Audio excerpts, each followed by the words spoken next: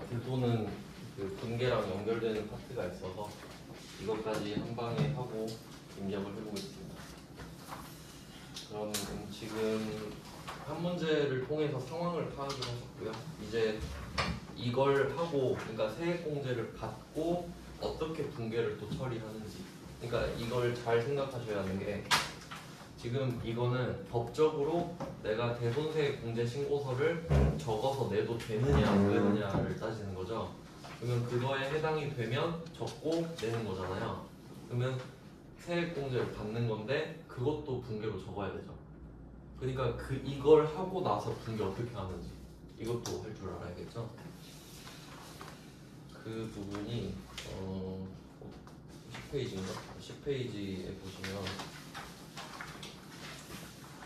따로 좀 표시를 해주시면 될 것 같아요. 그 61번하고 61번, 62번 이 부분인가? 61, 62 그 회수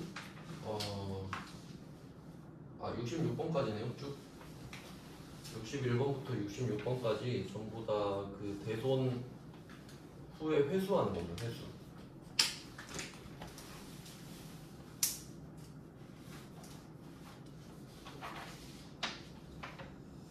네, 그러면 여기 있는 문제들을 좀 볼게요.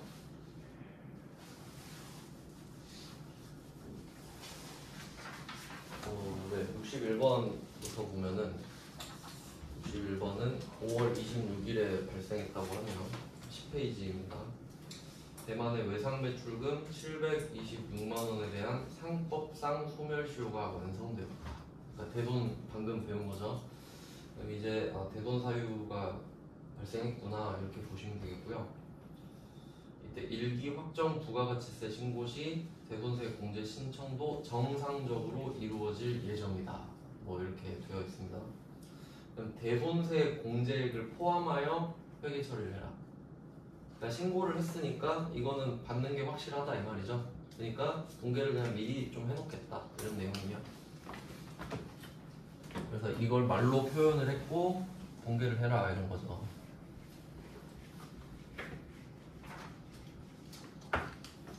네, 61번 문제. 그러면 726만 원 이렇게 있는데 요거를 이제 그 메인 매출점표 입력할 때도 이제 팁인데 726만 원이 부가세가 포함되어 있는 거잖아요. 밑에 1.1로 나누면 금액이 나오죠. 그래서 660만 원, 66만 원 이렇게 돼요. 726만 원을 왜냐면 이게 110%니까 나누기 110% 하면 1.1이죠. 그러면 660만 원이 나와요. 그럼 660에 66만 원이라서 726만 원 이렇게 된 거거든요. 1.1을 기억해 두세요. 1.1로 나눠서 그렇게 됐어요. 그러면 이게 대손 처리를 세액공제랑 같이 하는 거잖아요. 그러면 우리는 726만 원을 확실하게 못 받게 된 거예요. 그러면 대변에 외상 매출금 부가세 포함한 726만 원을 못 받게 됐다. 이렇게 되고요. 그럼 누구한테 못 받게 됐냐 하니까 대만이에요. 주 대만. 일단 이거는 확실하죠. 소멸시효가 완성됐기 때문에 소멸한 거예요. 자, 대변을 정리를 했고요. 그러면 부가가치세가 포함되어 있는 건데 나눠놨잖아요, 금액을. 근데 이때 별다른 말이 없으면은 부가세 예수금을 없앱니다. 위에 것까지 같이 좀 봐야 되나? 위에도 분배를 한번 해볼게요. 바로 하면 좀 이해가 안 되니까. 그러니까 지금 이건 오늘이고 그 전에 회계 처리도 한번 보면은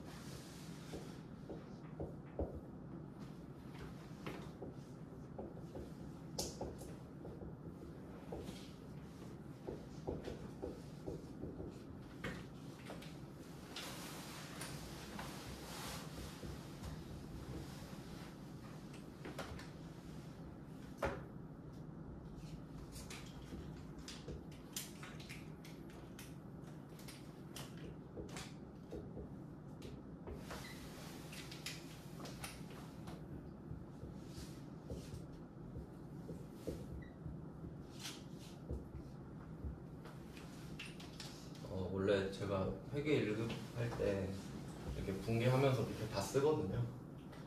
그래서 저한테 배우셨으면 그냥 쓰는데 혹시 모르니까 일단 이 문제 분석을 위해서 다 썼어요.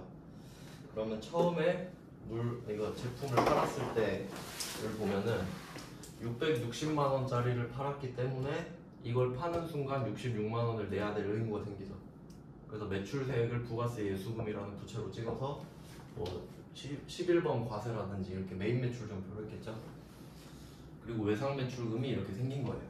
그럼 우리는 이 돈을 726만 원에 받을 줄 알고 이 66만 원을 신고서에서 정리해서 냈겠죠. 그러니까 이거를 냈다고 보시면 돼요. 그 뒤에 정리해서. 그러니까 이 사이에 원래 부가세 정리 분계도 있는데 그건 복잡해서 안 했어요. 그러니까 얘는 냈다고 보시면 되고, 냈어요. 납부했어요. 근데 대만이 나한테 돈을 못 갚겠다 이렇게 된 거죠. 그러면 우리 입장에서는 나 저번에 예수금 이렇게 해서 돈 냈는데 그럼 이번에는 예수금 깎아주세요 이래야겠죠. 근데 이게 오케이 사인이 떨어진 거잖아요. 그러니까 정확히 반대로 그냥 써줘요. 부가세 예수금을 없애줍니다. 이렇게 없애줘요. 그냥 그대로.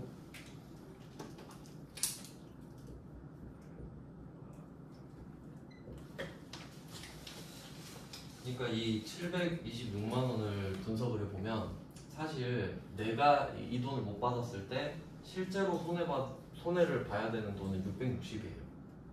맞죠? 660만 원 어치 물건을 팔았잖아요. 그러니까 이걸 못 받으면 660 손해 봐야 되는 게 정상이죠. 근데 부가세까지 손해 볼 필요는 없잖아요. 그러니까 부가세는 돌려받고 나머지 660만 원만 내가 대손 처리를 하는 거예요. 그러면 이제 이게 됐으니까 아래는 대손 처리를 하는 거거든요. 그러니까 이 부분이 세액공제를 받는 거고요.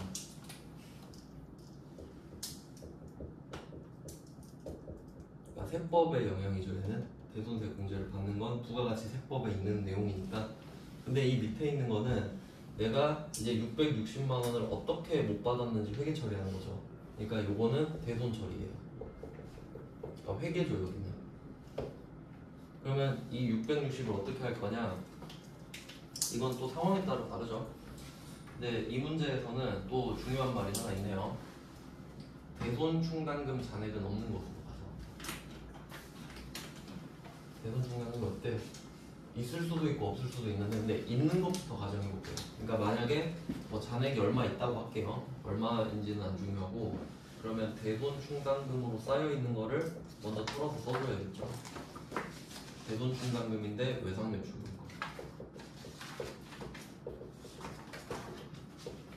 이렇게 해서 뭐 얼마 이렇게 할 겁니다. 그럼 대손 충당금은 원래 자산의 감소로 대변에 쌓이니까 얘를 쓰면 차변으로 와서 자산 증가가 돼요. 이 부분 모르시면 그 회계 1급에서 대손 강의를 들으셔야 돼요. 자 이렇게 해요. 그럼 만약에 100만 원 있었다 하면 100만 원 먼저 쓰고 부족한 걸 대손 삼각대로 채워주시고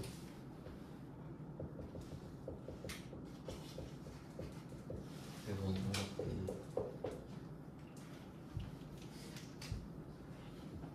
비용 이렇게 됩니다. 그리고 이제 조금 더 디테일을 따지면 이게 외상 매출금에 대한 이야기니까 이거에 대한 대손 삼각비는 대손 삼각비예요.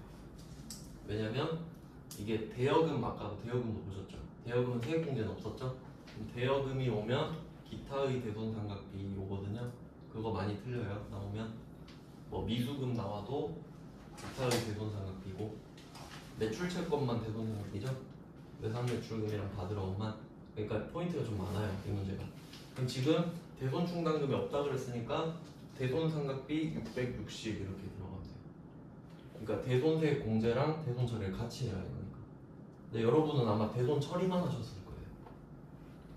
그러니까 이 한 문제 정도는 알고 계시면 될 것 같네요. 그리고 그 바로 밑에는 똑같은 문제인데 그냥 왜 이 문제를 넣었냐면 그러니까 이게 생각해보면 부가세 예수금이 생겼었으니까 그러니까 이건 전기나 되겠죠. 그러면 뭐 당길 수도 있고. 그러면 이거를 그대로 없애주면 똑같은 붕괴니까 없어지는 거 맞죠? 근데 부가세 예수금을 없애는 거랑 부가세 대급금을 만들어주는 거랑 효과가 같아요. 매출세액을 66만원 줄여주는 거랑 매입세액을 66만원 늘려주는 거랑 똑같죠, 효과가. 그러니까 어떤 문제에서는 부가세 대급금으로 처리하세요 이럴 때도 있어요. 그러니까 부채의 감소가 아니라 자산의 증가로 하라는 소리예요, 그때는.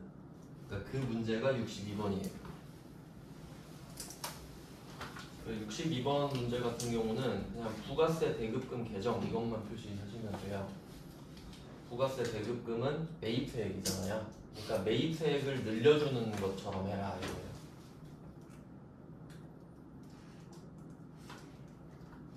그럼 61번에는 아무 말도 없는데 어떻게 하냐? 당연히 원칙대로 해야죠.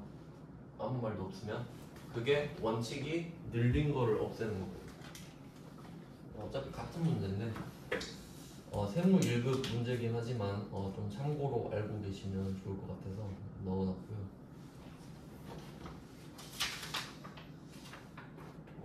그리고 또 세무 2급 거도 있을 텐데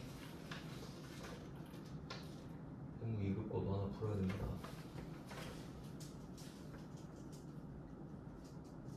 65번 이게 세무 2급 거네요. 65번이랑 64번 이게 세무 2급이잖아요. 세 문제 봐야 되나? 63, 64, 65 이렇게 좀 비교해 볼게요. 이게 다 세무 2급이니까 이제 여러분 범위에 포함이 되는 건데 문구를 한번 확인해 보려고요.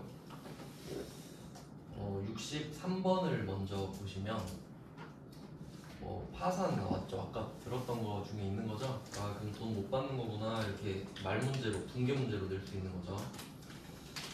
전기의 대손 충당금이랑 뭐 상기했었다고 하죠. 근데 이 문제에서 포인트는 뭐냐면 대손 변제세액은 고려하지 말 것 이렇게 되죠. 이걸 표시하면 돼요. 대손 변제세액은 고려하지 말 것.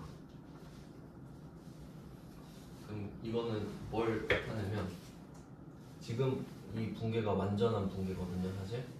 근데 이 대손세액 공제 부분 있죠. 이거 하지 말란 소리죠. 이거 하지 말란 소리예요. 원래는 이렇게 해야 되는데 이건 세무 1급 문제잖아요. 근데 세무 2급으로 내면서 이거 할 줄 모르죠? 이건 하지 마세요. 이거. 그러니까 요 두 개만 하라는 소리죠. 그러니까 이 말이 무슨 말인지 알아야 이거 쉽게 낸 거구나 하고 풀죠. 그러니까 그냥 고려하지 말라는 건 있는데도 없는 것처럼 하란 소리예요. 근데 그게 제대로 된 걸 알아야 빼죠. 그 말이고요. 63번은 부가가치세가 안 나와요. 63번. 그다음 64번 볼게요. 64번 같은 경우는 대손 세액공제는 안 받았다고 되어 있죠. 이걸 표시하셔야 돼요. 세액공제를 받지 않았다. 그러니까 지금 회수하는 거거든요. 그러니까 이거는 대손 좀 말씀 잘못드렸네. 이 부분은 대손 처리를 하는 건데 이제 이 뒤에 회수를 할 수도 있죠. 그러니까 그건데 제 착각이네요. 그러니까 어차피 붕괴는 다 해볼 거예요. 그러니까 이 상황 이후에 회수하는 거라고 생각을 하시면 됩니다. 근데 63번은 세액을 아예 고려하지 말라고 했고 64번은 대손세액 공제를 안 받았었다고 말을 하는 거고 65번은 세액 공제를 받았다라고 말을 하는 거죠. 그럼 이제 여러분은 이걸 보면서 이 생각해야죠. 대손 처리를 한 후에 회수를 할 수도 있는데 부가세를 고려하지 말라고 할 수도 있고 대손세액 공제를 안 받았다고 할 수도 있고 받았다고 할 수도 있는 거구나. 그 제가 3개 다 넣어놨잖아요. 네, 이렇게 되는 거거든요. 그러면 상황을 또 정리해 볼게요. 헷갈리니까.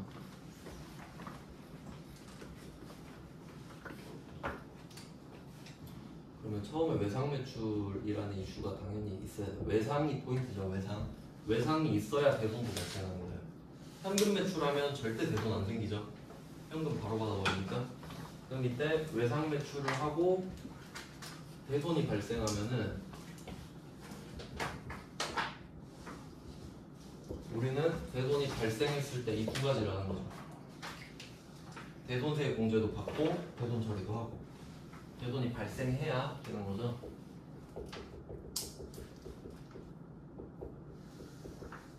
하고 대손 처리.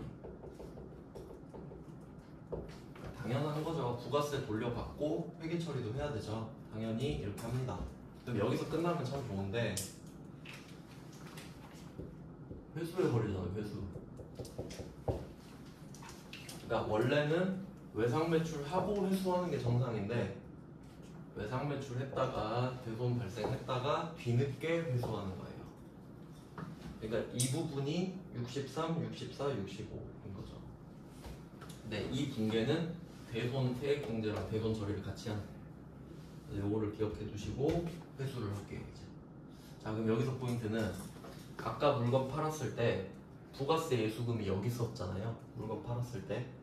근데 이걸 내고 다시 취소해 주는 거죠. 그럼 이게 세액 공제를 받은 거거든요. 그러면 회수할 때 다시 토해내야 돼요. 그게 포인트예요. 세액 공제를 받았는데 회수했다 그러잖아요. 그럼 부가세 예수금이 다시 나온다는 소리예요. 그게 포인트지. 만들었다가 없앴다가 또 만드는 거니까. 그래서 결론을 말씀드리면은 이때 부가세 예수금이 늘죠. 부가세 예수금이 늘어요. 부채. 그럼 대손 세액 공제를 한다는 게 이게 부가세 예수금을 줄여주는 거죠. 그게 세액 공제라고 하는 거니까.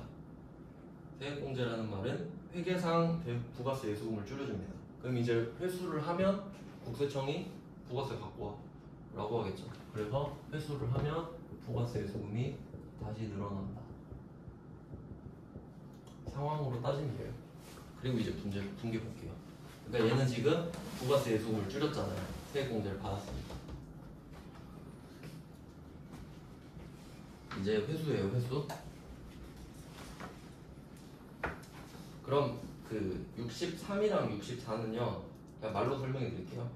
63은 고려하지 말라 그랬고 64는 대손세액을 안 받았다 그러죠.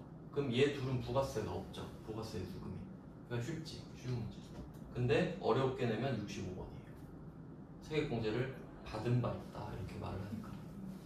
자, 그럼 이것만 할게요. 65번만.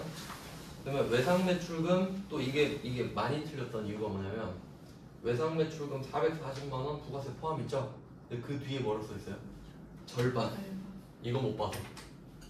이거 못 봐서 부가세 예수금 40 쓰고 바로 풀린 거예요.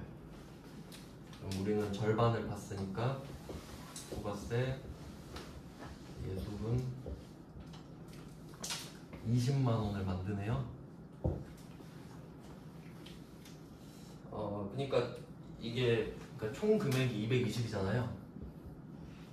아까 제가 1.1 알려드렸죠. 이걸 1.1로 나누면 200이 나오고 11로 나누면 20이 나와요. 맞아요. 그게 그거죠. 헷갈리시면 그냥 1.1 하고 10으로 또 나누세요. 그게 그거죠. 근데 이것도 구하고 저것도 구할 줄 알아야 되니까 지금 20 구해야 되잖아요. 그럼 부가세 예수금 20이 늘어요. 근데 내가 받은 돈은 220이죠. 현금으로 220을 받은 거니까. 그러니까 정확히 말하면 현금 220을 받았는데 그 중에 20은 토해내야 되는 거죠. 먹은 게 있으니까 토하고 이제 이 200만 원은 어떻게 할 거냐. 언제 회수했는지 봐야 됩니다. 이것도 디테일이 있는데 전기에 대손 처리했다고 돼 있죠. 전기에 대손 처리한 거는 우리가 아까 보여드렸듯이 대손 충당금이랑 대손 상각비 섞어서 막 하잖아요. 근데 전기에 한 거면 그거랑 상관없이 그냥 대손 충당금으로 하죠. 그러니까 이게 상당히 어려운 문제예요. 원래 전기니까 그냥 대손 충당금으로 합니다.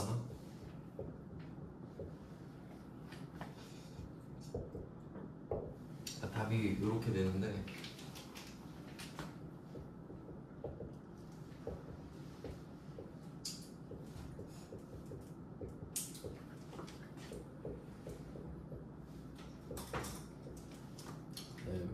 이렇게 됩니다. 대손 충당금. 그리고 사실은 디테일이 하나 더 있어요. 여러분이 만약에 시험장 가서 시험지에 이렇게 쓰고 옮겨 적으려고 하면 대손충당금 이렇게만 적잖아요. 대손충당금 여러 개 있죠. 외상매출금고도 있고 바드러금고도 있고 미수금고도 있고 대여금고도 있죠. 그러니까 이렇게만 적어놓는 것보다는 습관을 잘 들이셔야 되죠. 외상매출금까지 같이 이렇게 왜 이 정도라도 적어두시는 게 좋겠죠. 안 그러면 시험장 가서 한 번 더 봐야 돼요, 문제를. 그러니까 이건 좀 디테일인데 65번 문제에서 외상매출금을 말해준 이유가 이거예요.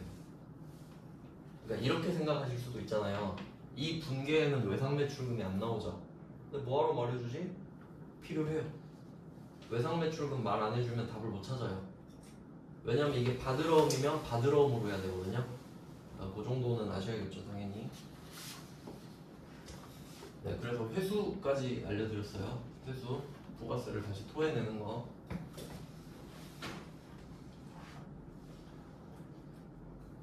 네, 이 정도 보면 되겠죠. 이 66번은 이게 그냥 말씀만 드릴게요. 세무 1급이라서 그냥 하고 싶으신 분만 따로 풀어보시고요. 그러니까 지금 회수잖아요, 세 문제가. 근데 공통점이 뭐냐면 63, 64, 65가 다 회수인데 다 전기에 대손 처리했죠. 그 전기만 좀 표시해 두실래요? 전기. 63번도 전기, 64번도 전기, 65번도 전기죠. 왜냐면 그래야 답이 대손충당금 되는 거 아시죠? 그러니까 딱 루틴이 이겁니다. 부가세 예수금이 1번이고 대손충당금이 2번이거든요. 그러니까 회수하면 차변에 뭘로 받았는지 나오잖아요. 이건 바로 적을 수 있죠. 현금, 보통예금 뭐 나올 테니까 이걸 먼저 적어주시고, 이건 당연한 거고. 근데 내가 세액공제를 받았었다 하면 여기에 11분의 1을 부가세 예수금으로 적고 나머지는 대손충당금이죠. 왜냐면 전기 거라서 그런 거예요. 전기. 그러니까 답을 쉽게 주겠다는 소리죠. 그러니까 답이 이렇게 결정되는데 66번 보시면 11월 15일이죠, 오늘. 근데 9월 4일에 대손 처리했다 돼 있죠. 단기죠. 그럼 이건 복잡해요. 왜냐면 9월 4일에 했던 회계 처리를 그대로 반대로 해야 됩니다. 대손 충당금이 답이 아니라 9월 4일에 일반전표 들어가셔서 대손 충당금 얼마, 대손 상각비 얼마 했는지 보고 그걸 대변에 쓰셔야 된다고요. 그러니까 세무 1급이죠. 그러니까 그냥 참고만 하세요. 아, 그렇구나. 뭐 하고 싶으신 분은 해보시고요. 한 번도 안 나왔으니까 그냥 말씀만 드립니다. 세무 1급에는 나왔고. 네, 뭐 이 정도 하면 분계까지 봤으니까 이제 입력을 한번 형식적으로. 입력은 엄청 쉽습니다. 뭐 어제 해보셔서 아시겠는데 하고 그 다음 의제 매입제까지 있습니다.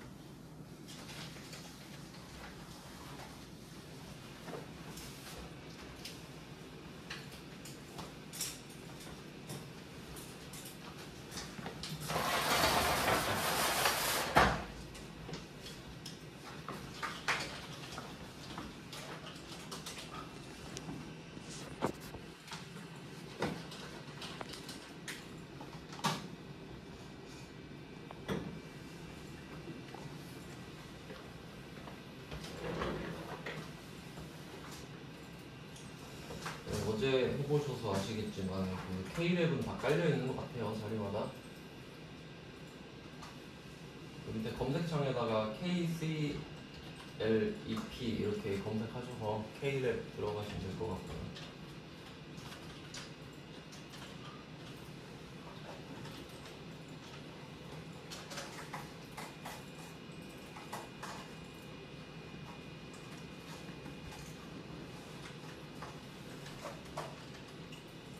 네, 뭐 어제 했던 것처럼 그 회사 코드 옆에 말풍선 하셔서 아무 회사나 더블 클릭하셔도 되고, 네, 뭐 어제 뭐 회사를 만드셨다면 그 회사로 들어가셔도 되고 상관없습니다.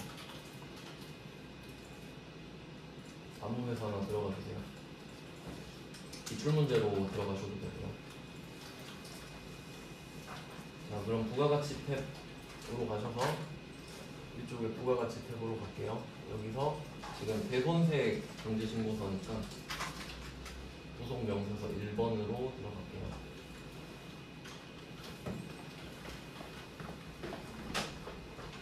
알려드릴게요. 처음부터 보시죠. 여기서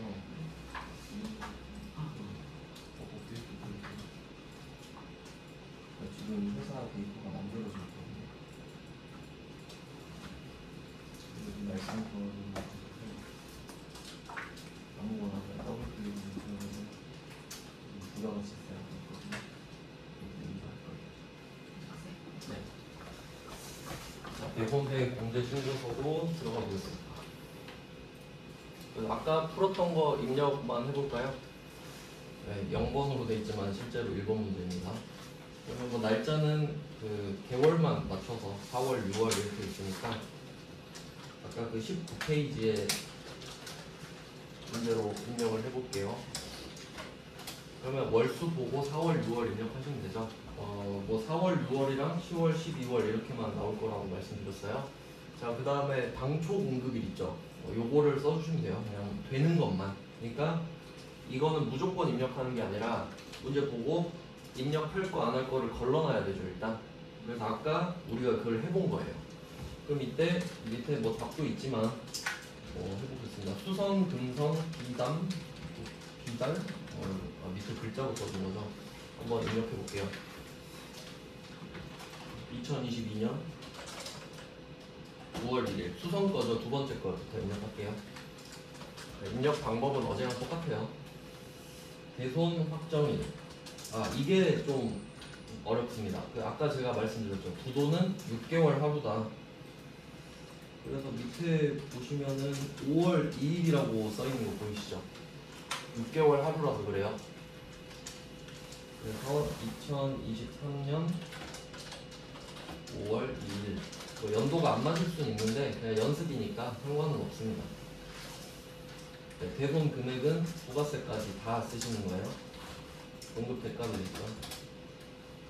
거래처는 F2번 검색을 하는데 원래는 맞는 거래처가 있겠죠. 지금은 없으니까 그냥 패스하시고 대손 사유를 맞춰주셔야 돼요. 부도 6개월 경과까지 골라주시면 됩니다. 네, 입력은 뭐 이런 식이에요. 한 문제만 입력 쭉 해볼게요. 나머지는 그냥 되는지 안 되는지만 좀 따져주고요. 네, 두 번째 거는 금성이죠, 금성. 당초 공급일은 2020년 5월 11일이고 대손 확정일. 그러니까 부도 말고는 부도는 6개월 하루를 더 해야 되지만 나머지는 딱 그 날짜가 확정일이거든요. 그래서 뭐 상법상 소멸시효가 완성된 날을 그대로 써주시면 돼요. 그리고 아까 말씀드렸던 대로 이 대손 확정일이 그러니까 여기서는 4월, 6월로 되어 있지만 실제로는 1월부터 6월에 해당되면 적는 거죠. 요게 확인하셔야 돼요. 5월이니까 다 들어가죠. 네, 그 다음에 마지막 거 마이너스도 입력해봐야 되죠. 그냥 뭐 마이너스만 붙이면 되는데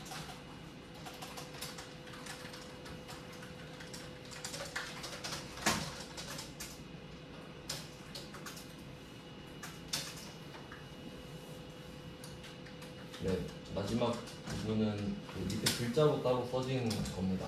네, 여기서는 당초 공급일도 나와 있고 회수한 날을 적어주시면 돼요. 당초 공급일은 22년 1월 5일이 되겠고 확정일은 오늘 회수한 날을 2023년 5월 10일로 적어주세요. 그리고 마이너스만 붙여서 275만원 쓰시면 되겠죠. 550만원 곱하기 50% 하면 됩니다.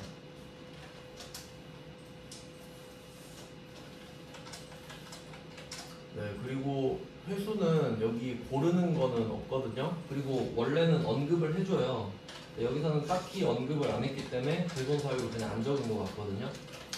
뭐 실제로는 여러분이 관리를 해야 되니까 직접 입력해가지고 뭐 대손금 회수 이 정도 그냥 적어두셔도 되고, 이건 채점에 안 들어갈 것 같습니다. 언급을 안 해서. 근데 여러분이 실제로 관리를 할 때는 그냥 적어 놓겠죠. 이 정도로도. 그래서 뭐 입력은 이 정도니까 역시 뭐 연습을 해보시면 되는 거고요. 그러면 나머지 문제들은 그냥 되는지 안 되는지 좀 따져볼게요. 저는 일부러 문제를 좀 많이 넣어놨거든요. 네, 이건 한번 정리를 하면서 어떤 내용이 들어있는지 보면서 되는 거 안 되는 거 보겠습니다. 네, 이번 문제 보시면 20페이지죠? 그러니까 고르는 게 중요하니까 일단 뭐 연도부터 따지는 거죠. 10년이 지났냐 안 지났냐인데 그냥 대충 훑어보셔도 10년 지난 건 없어요. 날짜는 뭐 신경 안 쓰셔도 될 것 같고요. 그러면 2번 문제 1번 있죠. 1번은 두 번째 줄에 보니까 실종 이것만 표시하면 되겠죠. 실종 돈을 못 받는다고 인정해 주는 거예요. 국세청이. 그리고 날짜 보시면 6월 1일에 실종됐죠. 그러면 그게 지금 이 문제는 일기 확정이잖아요. 그러니까 1월부터 6월까지 들어가니까. 그러니까 이번 문제는 1월부터 6월 안에 들어가야 되니까 일기 확정이라는 소리는 대손 사유가 1월에서 6월 사이에 발생해야 된다 이 말이죠. 그러면 첫 번째가 6월 1일에 실종됐으니까 네, 맞아요. 이거는 입력하시면 돼요. 그 다음에 두 번째 두 번째 소멸시효 완성 표시하시면 되겠죠. 소멸시효 완성. 날짜 확인해 볼까요? 3월 15일이죠. 지금 이게 옛날 기출 문제여서 연도가 21년으로 돼 있거든요. 그러니까 지금이 21년도예요. 그래서 3월 15일자로 소멸시효 완성. 그다음에 3번 볼게요. 3번은 부도 처리됐죠. 근데 부도는 한 개 더 생각해야 돼요. 6개월 경과. 그러면 21년 6월 11일인데 딱 봐도 안 되죠. 뭐 6개월 더 하면 다음 기수로 넘어가잖아요. 그러니까 얘는 21년 2기 때 받을 수 있겠죠. 지금은 안 돼요. 3번은 안 됩니다. 안 되는 게 여러분 입장에서 편하죠. 왜냐면 되면 6개월 하루를 더해서 그 날짜를 적으셔야 되니까. 그러니까 날짜를 구하는 연습은 항상 하셔야 돼요. 그러니까 만약에 이게 된다라고 하면 6개월 더했을 때 12월 11일이죠.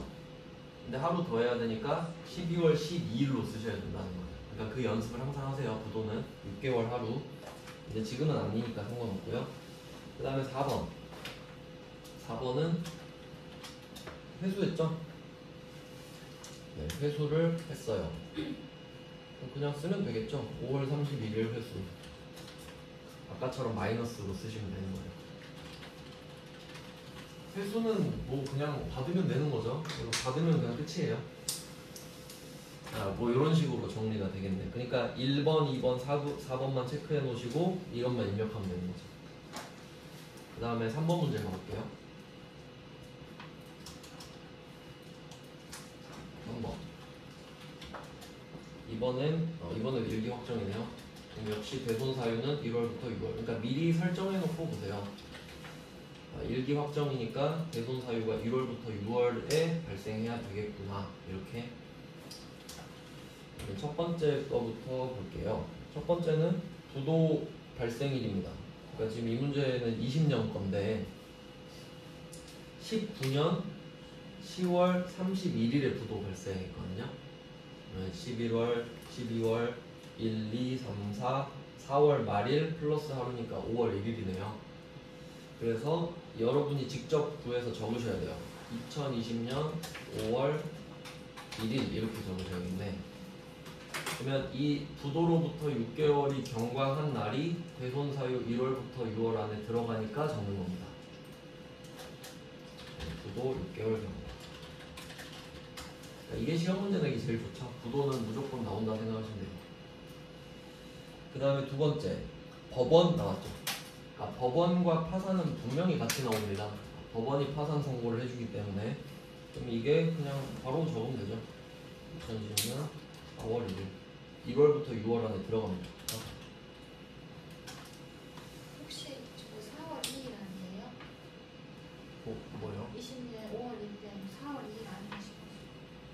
이게 며칠이었죠?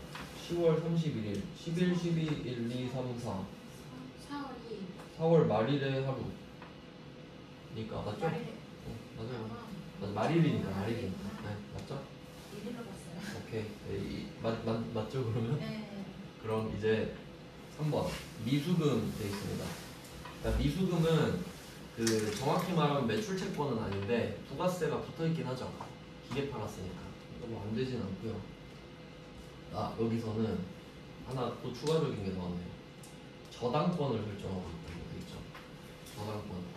이거는 좀 지엽적인 내용이긴 한데 저당권을 설정하고 있다라고 하면은 이때 그 돈을 받을 수 있는 거거든요. 그래서 해당하지 않아요. 그러니까 저당권 설정 여기다 표시하시고 얘 때문에 아니라고 보시면 되겠습니다. 그러니까 담보로 잡아놓은 거거든요. 어떻게든 받을 수 있다고 생각하시면 돼요. 그냥. 그래서 저당권 설정되면 돈 받을 수 있는 거구나. 그러면 대손세 공제를 따로 해줄 필요가 없겠죠. 네, 그래서 얘는 3개 중에 2개만 입력하시는 거고요. 다음은 4번. 어차피 이제 다 겹칠 겁니다. 4번 문제는 참고로 엄청 옛날 문제거든요. 16년도. 근데 이 문제는 그 지금이랑은 좀 답이 다른데 이 중에 그 3번 문제를 보시면 2008년으로 돼 있잖아요. 참고로 이때는 5년이었거든요. 그러니까 이 당시에는 3번을 입력을 안 했었어요. 5년 지나면 안 해주는 거였거든요. 근데 이제는 법이 바뀌어서 10년으로 늘어났으니까 입력하는 걸로 바뀐 거죠. 지금 우리는 항상 지금 법으로 공부하셔야 돼요.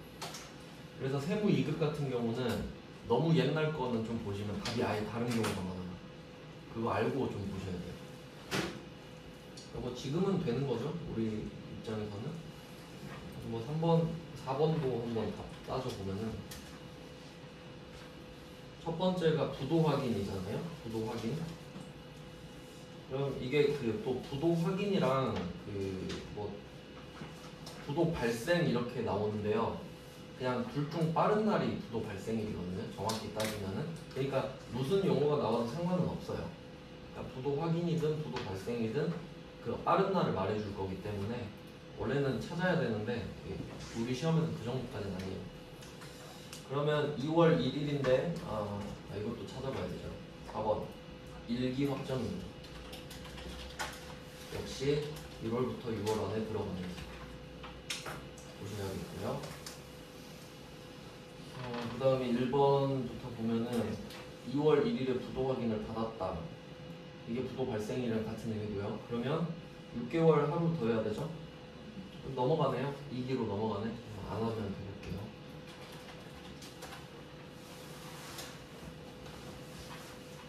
그 다음에 2번입니다.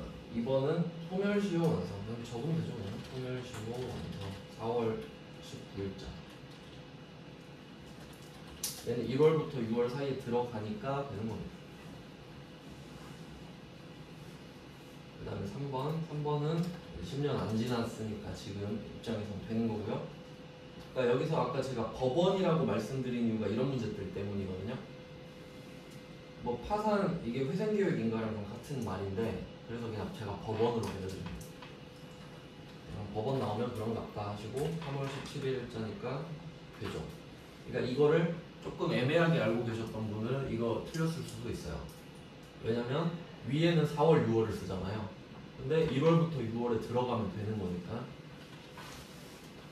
법원 회생계획인가 이 용어를 다 외울 필요는 없는 거죠. 법원만 보시면 되니까요. 이제 뒷페이지에 있는 거는 한 문제밖에 안 남았네요. 앞 문제 있군요. 이제 5번이에요. 5번 일기 확정. 맨날 일기 확정 나오네요. 개선 사유 1월부터 6월 발생.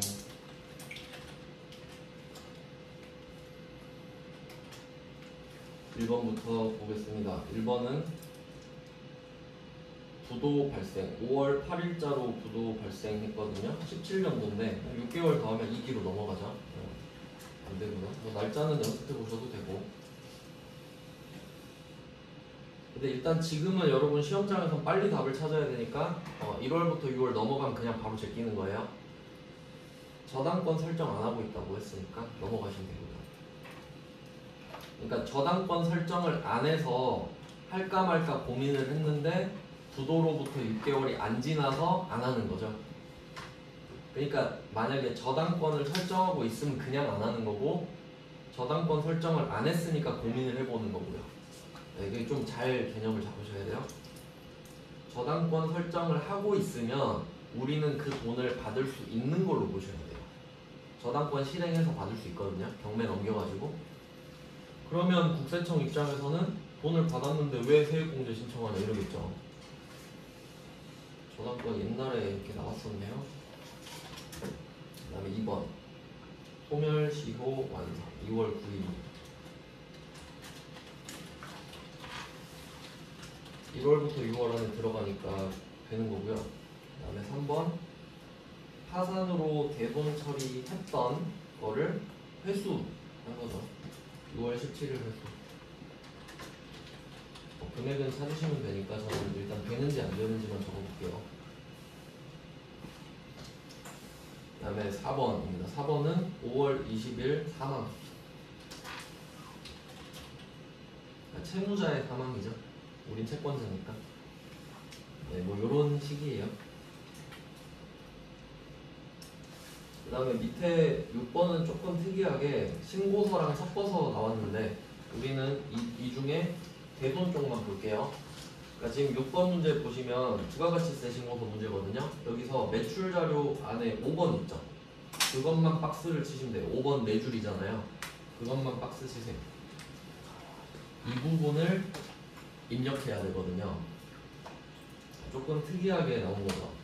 근데 실제로는 그렇게 하겠죠. 신고서도 작성하고 대손세 공제 신고서도 작성하는 게 맞으니까.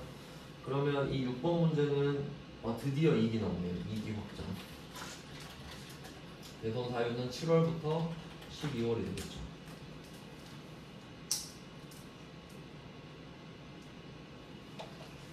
네, 그 다음에 1번 이거 2개밖에 없어요. 10년 이내에 발생한 것이다. 이거 무슨 말인지 아시죠? 10년 이내에 하니까 생각해봐라 이거고요. 첫 번째 세무에 대한 외상매출금인데 소멸시효 완성이죠. 10월 5일 그냥 적으면 되겠네요. 10월 5일이니까 소멸시효 완성이 좋죠. 찾기가 편해요.